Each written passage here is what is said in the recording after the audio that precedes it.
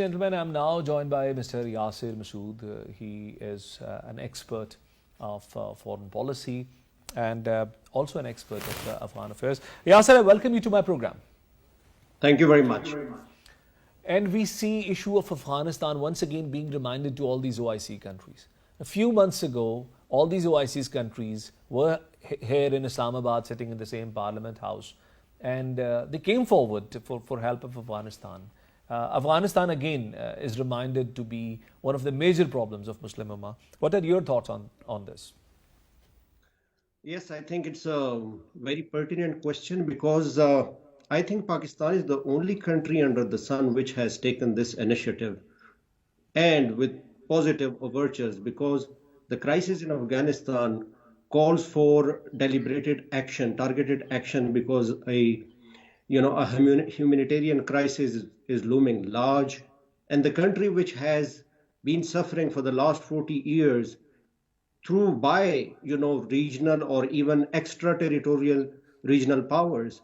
So I think with that perspective, Pakistan has played a very constructive role.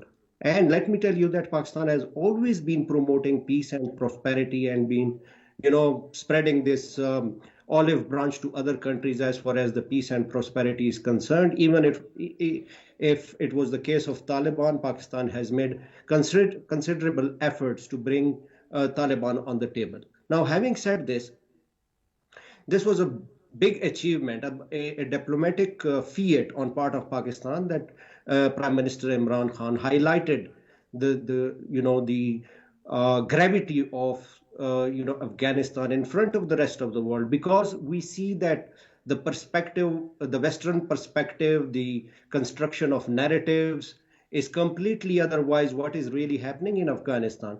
So I think if the world needs to realize, and that's what exactly Pakistan is aiming at, the world needs to realize that all those negative perception, all those concocted and constructed narratives which are emanating from the West, even the people sometimes believe that these are extremists and militancy is there.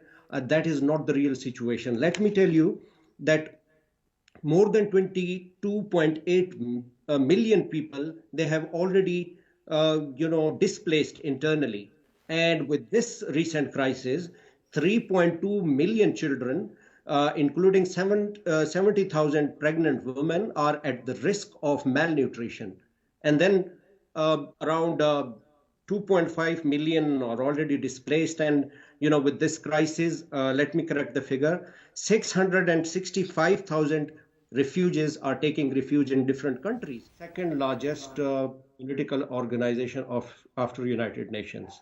It comprises, if we see the population, it's about 2 billion people are the Muslim world. And then it has the resources, like more than 75% of natural gas and oil resources it carries. And it has a lot of it can spend trillions of dollars.